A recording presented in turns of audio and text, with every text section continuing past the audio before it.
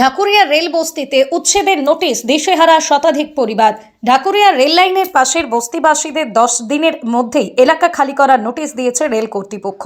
এই নোটিশকে কেন্দ্র করে চরম উদ্বেগ ও অনিশ্চয়তার মধ্যে দিন কাটাচ্ছেন বহু পরিবার।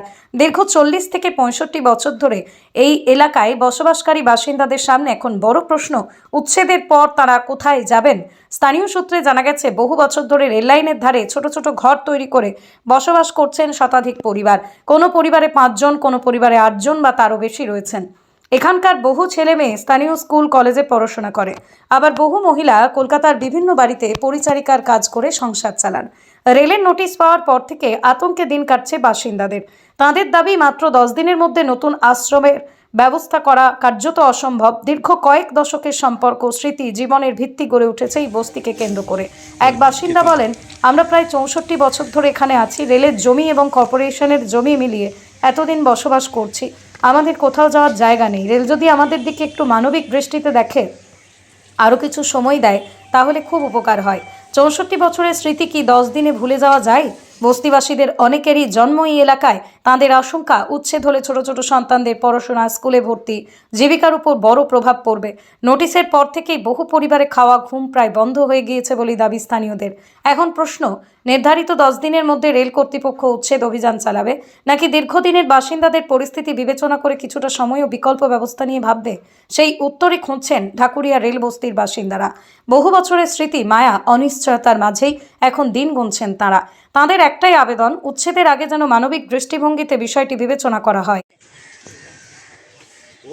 এখানে তো 40-50 বছর যাবৎ রয়ে গেছি, কিন্তু হঠাৎ করে বলছে তুলে দেবো, কিন্তু আমরা যাব কোথায়?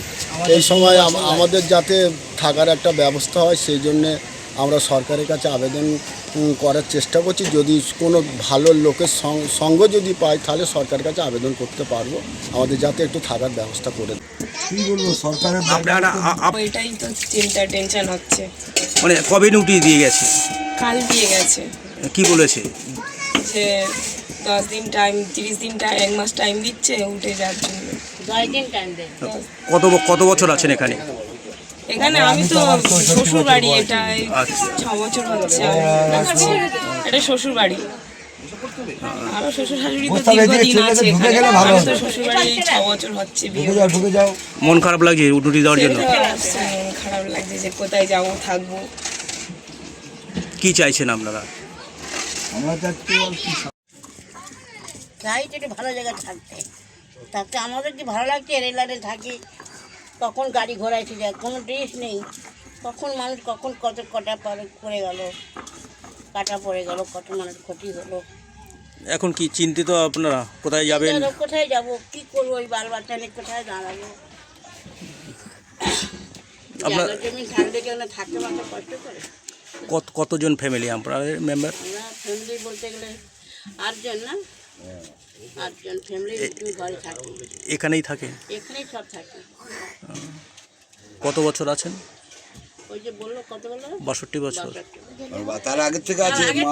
বাবা মারা তো আগে থেকে সেই 52-54 সালের থেকে বাবা সব এখানে। শাশুড়ি মা বাবারা সব এখানে। মানে এর প্রতি তো একটা মায়া পড়ে গেছে। মায়াতে আসেই দাদা, তাহলে তো আপনি বুঝতে পারছেন, মায়াতে থাকবেই। মায়াতে আসেই। কি করবো, কোথায় যাব? কাল থেকে আমাদের চোখে ঘুম চলে গেল, খাওয়া দাওয়া নেই। চিন্তা করছি কি করবো, কোথায় গিয়ে দাঁড়াবো রে, বা কোথায় থাকলে জায়গা তবে গিয়ে দাঁড়াবো। থাকার জায়গা তাহলে তো সে জায়গাকে দাঁড়াবো, সেই জায়গাটা তো নেই আমাদের, কোথায় গিয়ে দাঁড়াবো? কি চাইছেন এখন আপনারা? চাচ্ছি আমাদের কিছু যদি ব্যবস্থা করে দেয় ভালো হয়। আর কি চাইবো? থাকার জায়গা করতে পারবো না। এমনি কোথায় যাবো? এই বাল বাচ্চা নিয়ে কোথায় দাঁড়াবো? জোর করতে পারবো না। আপনার নাম? এটাই চাই, আর কিছু না। আপনার নাম? আমার নাম গীতা সর্দার। আমরা এখানে থেকে থাকি। আজকে 64 বছর বয়স হয়ে গেল। এখানেই? এখানেই। তার আগে আমার বাবা মা ছিল, আমার দাদুরা ছিল, তারাও তো ছিল এই বাড়ি ঘর ধরেতে। তখন তো আমরা হাইডে নেই, এটা তো কর্পোরেশনের জায়গা কিছুটা।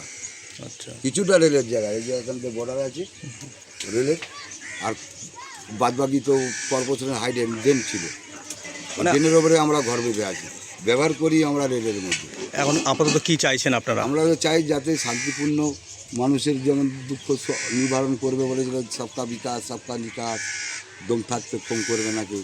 কিছু, তো আমাদের দম ফেলতে দেওয়ার সময় দিই, তাই না? আপনারা কি আবেদন করবেন পুনর্বাসনের জন্য? হ্যাঁ, পুনর্বাসন যদি কিছু পাওয়া যায় দয়ার মতন, আমরা গরিব মানুষ সেটাই তো আশা করি, সেটা সকলেই আশা করবো।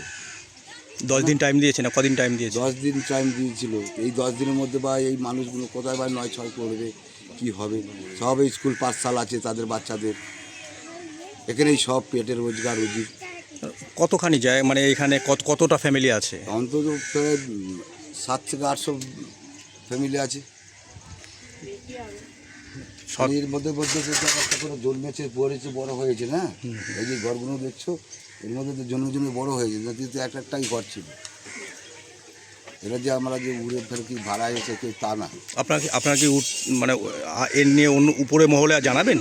উপরে মানে তো আমরা একবার গেছিলাম, ওই যে শিয়ালদার যে এতে ডিআরএম অফিস? ডিআরএম অফিসে আমরা একবার গিয়েছিল, আমাদের সব কিছু পরিচয়পত্র নিয়েছিল, সেটাই তো উপলক্ষ করে তোমাদের নোটিশ জানিয়েছি করে চলে গেল, আর আমাদের কিছু বললো না। আমরা তাহলে মনে করলাম কিছু শান্তি ফিরল, শান্তি কোথায় ফিরল? এই তো অশান্তির দিকে যাচ্ছে। যাতে ভালো হয় সকলার, আমার লাইনের মধ্যে সব মানুষ আছে, ভালো মন্দ তো আছে, বিবেচনা করুক এদের প্রতি। আপনার নাম? আমার নাম এই গণেশ সর্দার, এখানে 72 বছর আসেন? 64 64 বছর। জন্ম নিয়ে।